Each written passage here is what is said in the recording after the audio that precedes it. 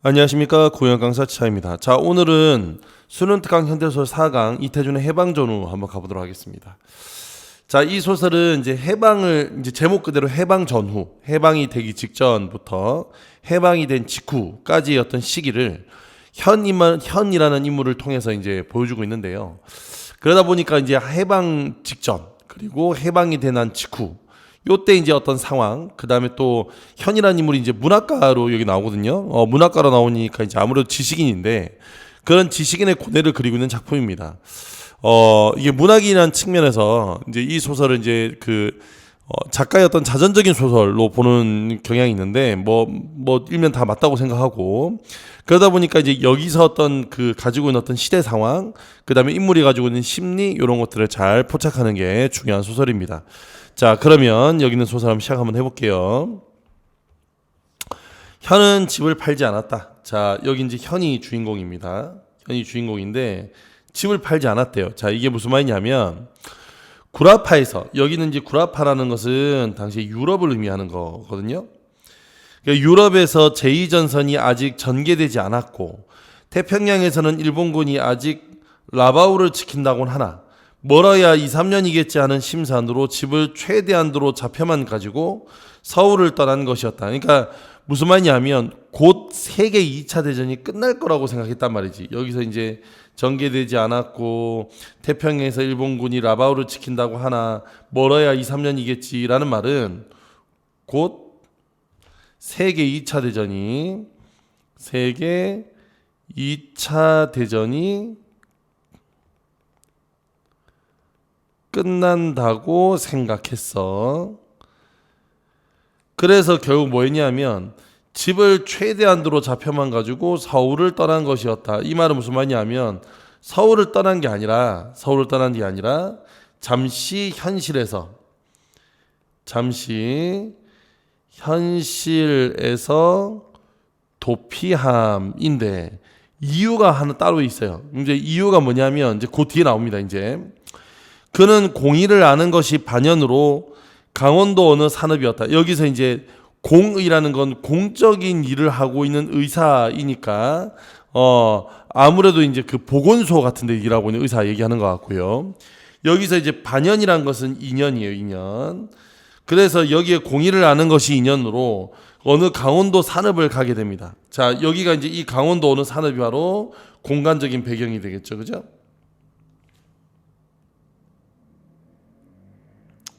자, 그 다음에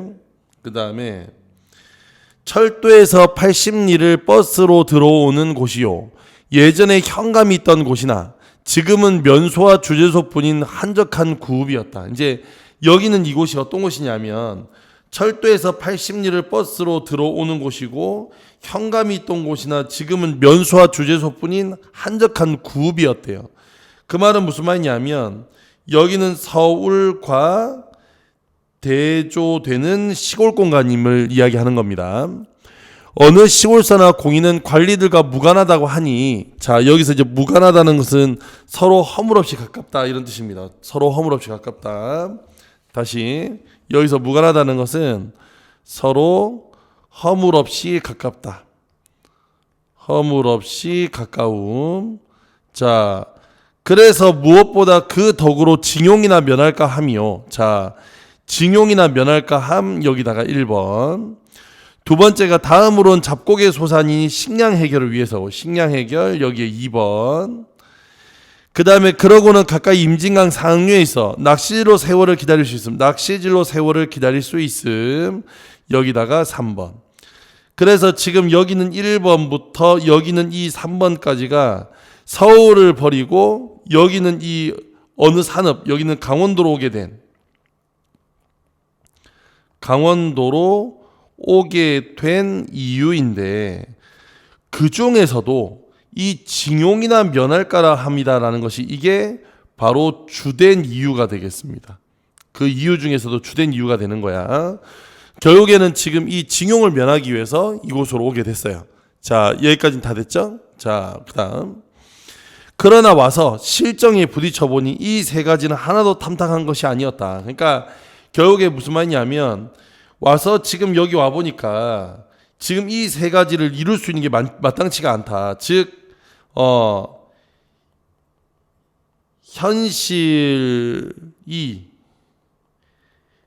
기대와는 달랐다. 기대와는 달랐다는 얘기야. 면 사무소에는 상장이 10여 개나 걸려있는 모범 면장으로 나라에서 상을 타나 백성에는 그만치 원망을 사는 이 시대의 모순을 이 면장이라고 예외일 리가 없어. 성미가 강직해 바른 말을 잘 쏘는 공의와는 사이가 일찍부터 틀어진 데다가, 자, 여기에 지금 모범 면장으로 돼 있는데, 여기서 모범 면장이라는 것은 그만큼 친일을 했다는 얘기가 됩니다. 알겠죠? 그러니까 공의와는 일찍부터 사이가 틀어진 데다가, 공의는 6개월이나 장기간 강습으로 인해 서울로 가버리고 말았으니, 자, 이제 지금 어디 갔냐면 서울로 가버렸어. 그래서 서울로 가버리고 말았으니 징용을 면할 길이 보장되지 못했고, 그러니까 결국에 지금 징용을 면할 길이 보장되지 못했다는 것은 원래는 징용을 면하 왔잖아 지금. 그러니까 이제 결국에는 공의의 덕을 보지 못한 것인데, 여기서 공의의 덕을 보지 못했어. 이 말은 문제는 뭐냐면 결국 징용을 해결하지 못했습니다. 징용을 해결하지 못했으니까 이제 언제든 징용에 끌려갈 수 있다는 생각을 해야 돼. 해결을 못했어. 그래서 그 외에 아는 사람이라고는 공의의 서류 처음 지면한 향교 직원으로 있는 분인데 1년에 한두 번 춘추 재앙 때나 고을 사람들의 기억에 대해서는 김직원님으로는, 자, 김직원이야, 친군의 양식은커녕 자기 식구에도 손이 흰, 현실적으로는 현이나 마찬가지에 아직도 상투가 있는 구식 노인의 선비였던 것이다. 그러니까 결국 친군의 양식은커녕 자기 식구에도 손이 희다는 것은 그만큼 뭐냐면 가난하다는 거예요. 그래서 현실적으로는 현이나 마찬가지라는 말은 무슨 말이냐면 결국 두 번째 이유였던 식량 해결, 여기는 이 식량 해결도 하지 못했다는 뜻입니다. 이해가 됐죠? 그 다음에 아직도 상투가 있는 구식 노인인 선비란 것은 여기는 김직원이 구시대적 사고를 가졌다라는 뜻이 됩니다. 이제 이게 왜 중요하냐면 김직원하고 현의 공통점은 일제에 대한 반감 가지고 있다는 건 공통적이에요. 그런데 이걸 어떻게 해결하느냐는 해결 방법에서는 두 사람이 차이가 있다. 그래서 이제 요거 이따 마지막에 정리를 할 건데 해결 방법엔 차이가 있다. 요거 잘 기억하고 계셔야 됩니다. 자, 그럼 계속 가보겠습니다. 낚시도도 처음 와볼 때는 지척이는 이제 첫 번째, 두 번째 이유는 모두 안 됐으니까 여기는 지금 이 A는 결국에 아까 위에서 나왔던 1번과 2번 문제를 해결하지 못했다 이런 거예요. 문제는 해결하지 못한 거예요. 그러니까 기대와는 달라요. 자, 이제 3번 하나 남았지. 뭐 낚시질. 낚시도 처음에 와볼 때는 지적 같더니 자주 다니기에는 10리나 되는 고달픈 길일 뿐 아니라 하필 주저덮을 지나야 가야 되었고 부장님이나 순사나리의 눈을 피하려면 길도 없는 산등석이를 하나 넘어야 되는데, 자, 이제 이게 무슨 말이냐 하면 그만큼 가기가 어렵다 이거예요. 그러니까 여기서 부장님이나 순사나리의 눈을 피하는 이유가 뭐냐면 아직 징용을 가지 않아서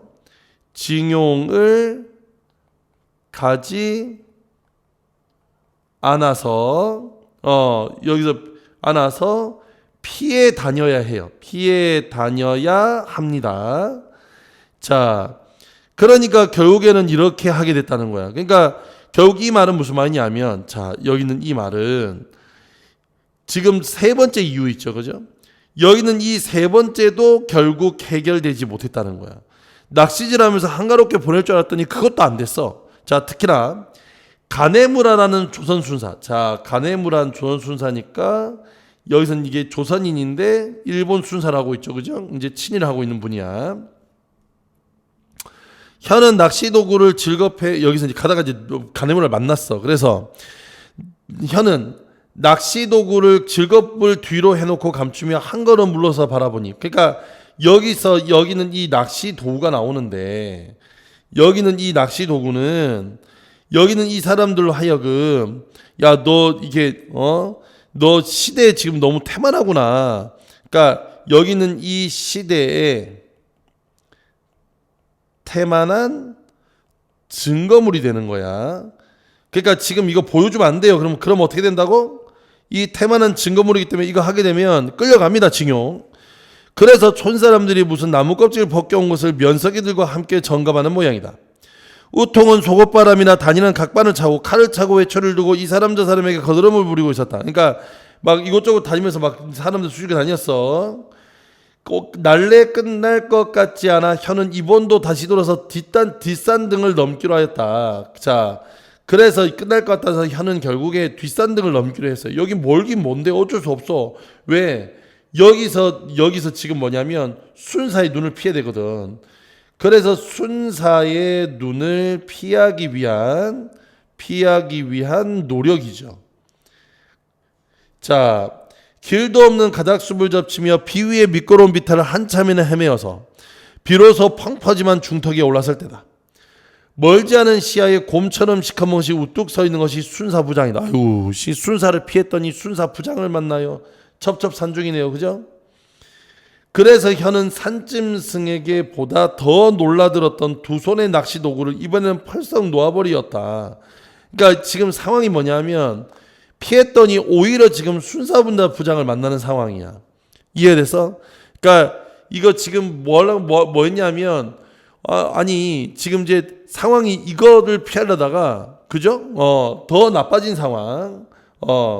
그래서 매우 안 좋은 상황에 놀란 겁니다. 상황에 놀랐어요.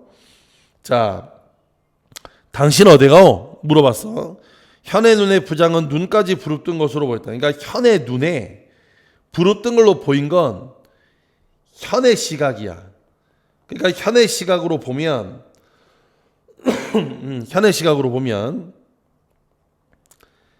자신을 질책하는 것으로 보여. 질책하는 것으로 보입니다.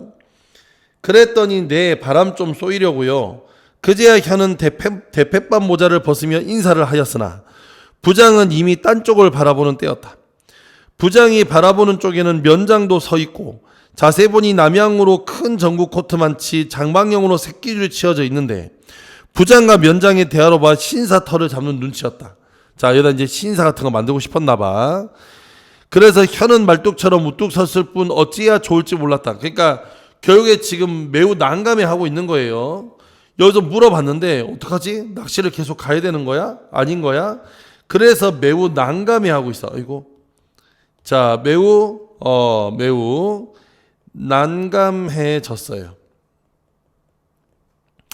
놓아버린 낚싯도구를 집어올 용기도 없거니와 집어올린 데차 새끼줄을 2번이나 넣으면서 신사터를 지나갈 용기는 더욱 없었다. 게다가 부장도 면장도 뭐라고 수군거리며 가끔 현을 돌아다본다. 꽃이라도 있으면 한 가지 꺾어드는 체 하겠는데 페랭이 꽃 한 송이 눈에 띄지 않는다. 그러니까 아무것도 없어. 이해됐죠? 아무것도 없어요. 여기서 얼마 만에야 부장과 면장이 일시에 딴 쪽을 향하는 틈을 타서 수갑이 차였던 같은 현의 손은 날래게 그 시욱에 태만한 증거물. 여기서 시욱에 태만한 증거물이 바로 낚시도구지, 그지?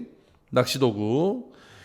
자, 여기 있는 이 낚시도구를 집어두고 허둥지둥 그만으로 내려오고 만 것이다. 그러니까 허둥지둥 그만 내려오고 만 것이라는 것은 결국 도망치듯 이렇게 가고 말았다. 이해됐죠? 도망치듯 이렇게 내려오고 말았어. 그래서 손사 부장을 피해 도망온 겁니다. 자, 어떤 상황이 다 이해가 되죠? 그러니까 지금 안 그러면 지금 끌려가. 지금 끌려가기 때문에 지금 여기서 도망치는 수밖에 없어. 무슨 말인지 알겠지? 도망치는 수밖에 없어. 야, 무슨 강으로 낚시를 가냐 지금. 시절이 어떤 시대인데 이게 아까 했던 것처럼 해방 직후기 때 해방 전이기 직전이기 때문에 일본의 패망이 짙어졌을 때예요. 그러니까 일본의 패망이 짙어져서 지금 상황도 안 좋은데 이렇게 놀러 다닌다고? 야, 저 새끼 징용. 이럴 수 있지, 그지? 그래서 자, 다음 페이지. 아버지 왜 낚시질 안 하고 도로 오슈? 아유, 아들내미 지금 뭐 잘 몰라 지금. 그랬더니 현은 아이들에게 대답할 말이 미처 생각나진 않았거니와 그보다 먼저 현의 뒤를 따라온 단 이웃집 아이 한 녀석이 너희 아버지 부장한테 들켜서 도로 온단다 하는 것이다. 그러니까 결국에 지금 이 아이는 본 거야. 이제 이렇게 아버지가 돌아온 거. 그래서 순사 부장을 마주친 것을 알고 있어요. 자, 알고 사는 얘기입니다. 자, 그러니까 이 낚시를 못 가죠. 낚시 못 간다는 현은 책을 보거나 그렇지 않으면 김직원을 찾아갔고, 김직원도 형이 강에 나타나지 않았음직한 날은 을에 찾아왔다. 그러니까 강에 나타나지 않았다는 얘기는 낚시하러 오지 않았다 이런 얘기야. 상정한다기보다 모시어 볼수록 깨끗한 노인이요.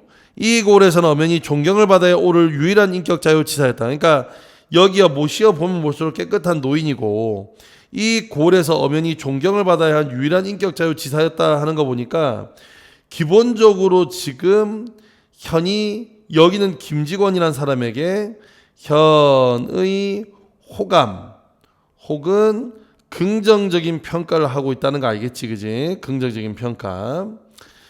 특히 현은 가끔 긴 여옥이라는 이런 일을 가리킴이라고 느꼈다. 그래서 긴 여옥이라는 것은 옷같이 맑은 사람 이런 것이에요. 옷같이 맑은 사람. 여기는 이런 사람을 가리키는 것이다고 생각한 거야.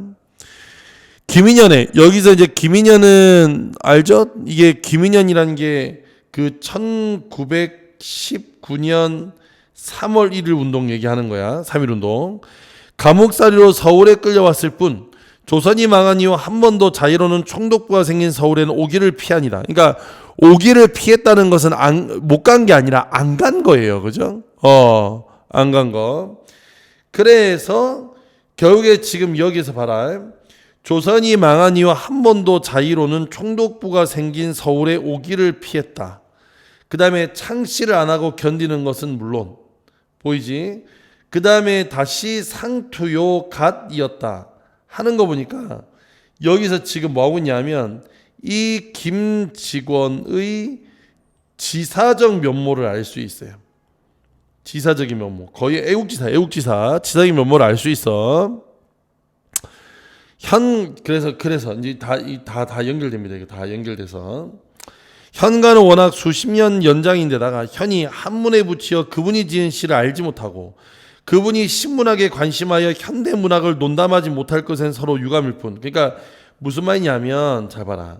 이게 어쨌든 지금 여기는 이 말은 뭐냐면 약간의 가치관의 차이가 있다는 걸 알 수 있습니다. 그러니까 두 사람 사이에 가치관의 차이가 있음을 보여주는 거예요.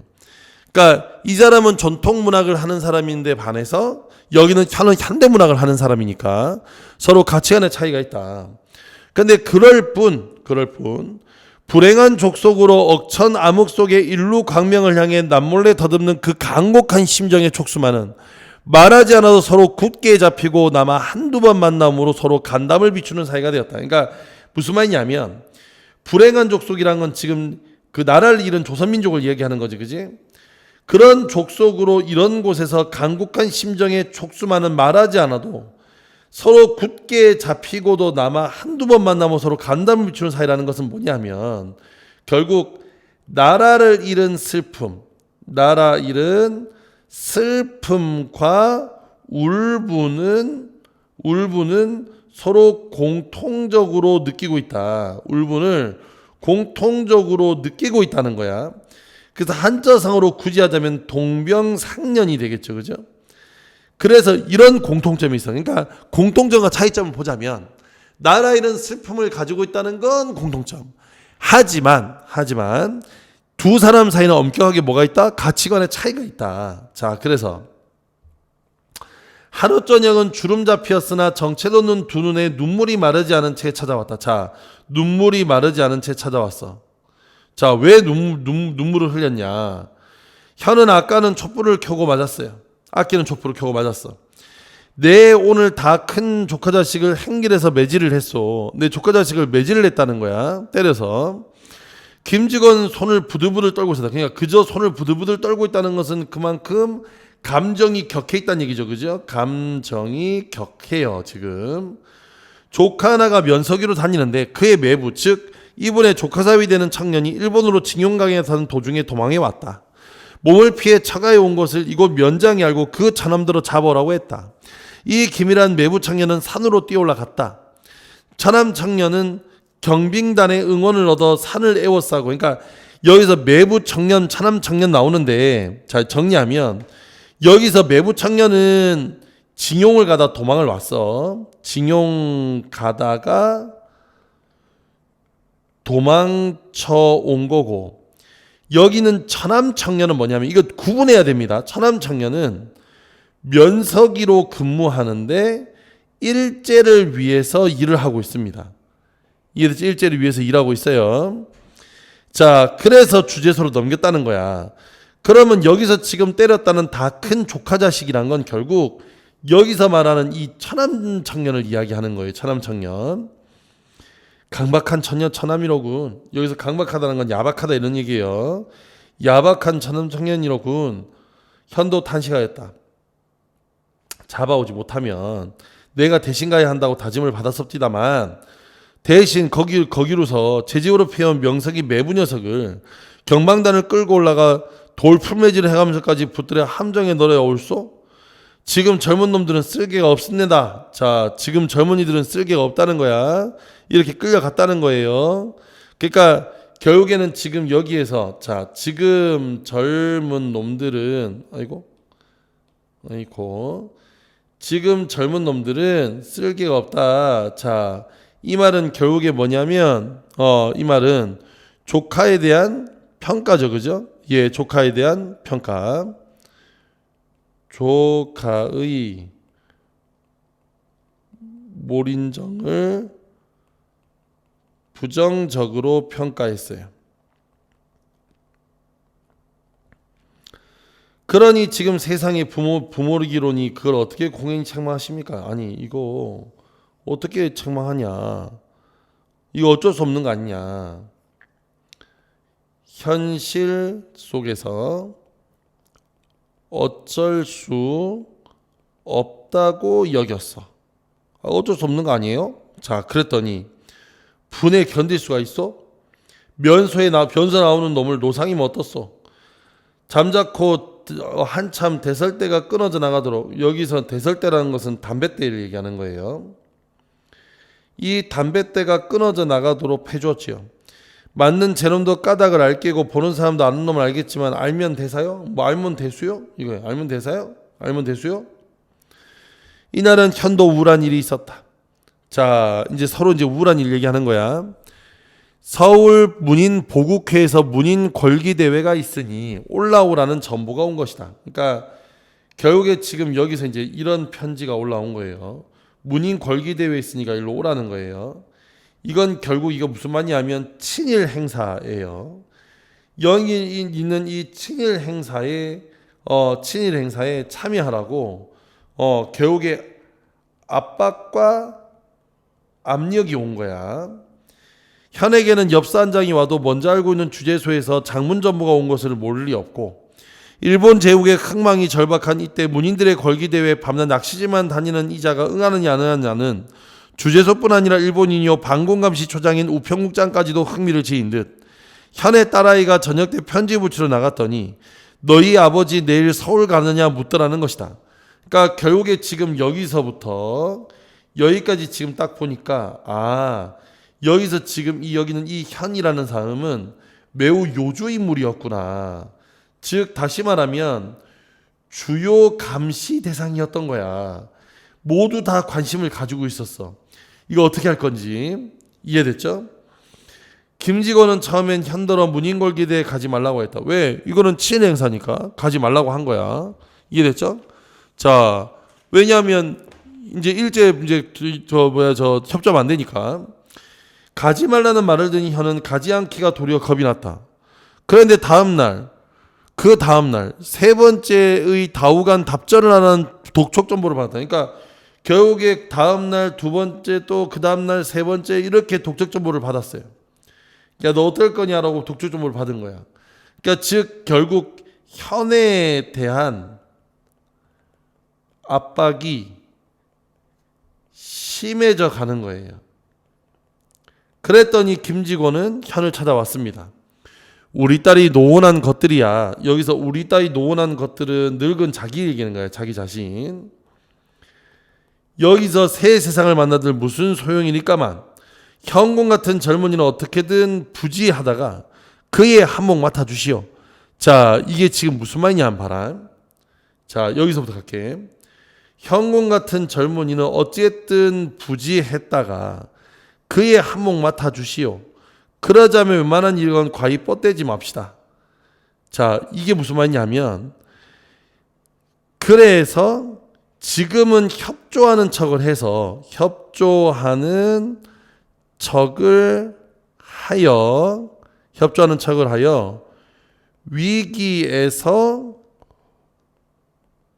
모면하고 훗날을 기약하는 게 좋겠다고 생각한 거야. 특히 징용말 면할 도리만 해요. 이 말은 지금 이게 여기서 얘가 내려온 주된 이유였잖아.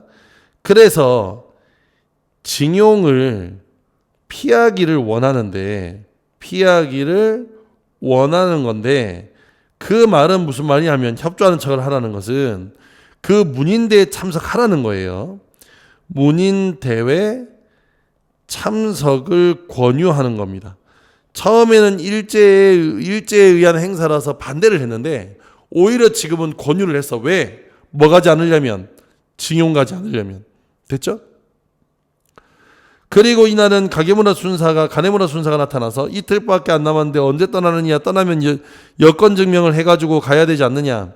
만약 안 떠나면 참석 안 하는 이유가 무엇이냐. 나중에 서울 가면 자기의 회중시계를 좀 수선부터 하겠다고 하고 갔다. 그러니까 이거 계속 압박이 점점 심해져 가는 거야. 너 갈 거냐 말 거냐. 그래서 얘는 뭐 했냐면 살고 싶다라는 생각을 했어. 그래서 여기에 살고 싶다는 말은 결국에 뭘 얘기하는 거냐면 당장의 위협에서 벗어나는 거야. 그러므로 이것이 문인대회 참가를 결정하게 되는 계기예요. 이해가 됐죠? 그래서 하루를 앞두고 가네무라 순사의 수선할 시대를 맡아가지고 구준비 뿌리는 날 서울 문인 보국회에 올라온 것이다. 자, 여기까지가 이제 본문지문 내용이었고요. 이제 이후에 어떻게 되냐면 결국에 이제 바로 얼마 안 있어 해방을 맞이하게 됩니다. 그래서 해방 소식을 듣게 되고 올라왔는데 이제 좌익 계열 문인들이 모임에 참여하라고 해서 거기에 이제 참여하게 돼요. 이제 그 뒷내용은 이제 그러면서 이제 어수선했던 어떤 그 해방 직후의 모습들을 보여주는 게 사실은 이 지문의 본문 내용이다. 그러니까 여기까지는 이제 처음에 시작 부분에 해당이 되고 이제 그 이후에 이제 본격적으로 이제 김직원과 현의 이제 가치관의 차이 이런 걸 보여주는데 정리하면 이렇게 됩니다. 결국에 이제 이 소설은 원래의 본문 내용은 해방 전보다는 해방 직후, 그러니까 이후의 내용이에요. 자, 이후 내용은 어떻게 되냐면 결국 이제 이 두 사람은 갈라지게 됩니다. 왜냐하면 아까 말씀드렸던 것처럼 이 김직원이라는 사람은 보수적 민족주의 요거를 좋아합니다. 그러니까 전통 사상이죠. 그러다 보니까 당시에 이제 그 고종의 아들, 그다음에 순종의 동생이었던 영친왕을 다시 추대하자. 그러니까 이제 해방됐으니까 영친왕을 추대해서 다시 조선왕조로 돌려야 된다라고 주장을 했고요. 그에 비해서 지금 여기 있는 이 현이라는 사람은 그거보다는 사회주의 쪽에 좀 더 가까운, 사회주의 쪽에 좀 더 가까운 여기에 찬성을 하게 됩니다. 그럼 여기는 이 두 사람은 서로 대립하게 되고 이것이 결국 해방 직후에 있던 이데올로기 갈등을 잘 보여준다. 이데올로기 갈등을 잘 보여준다는 게 여기는 이 소설의 내용이 되겠습니다. 자, 그럼 여기까지 하겠고요. 잘 정리되었으면 또 다음 시간에 또 다음 작품으로 볼게요. 꼭 줄거리 한번 읽어보시고 다음 시간에 뵙도록 하겠습니다. 그러면 다음에 뵐게요. 안녕.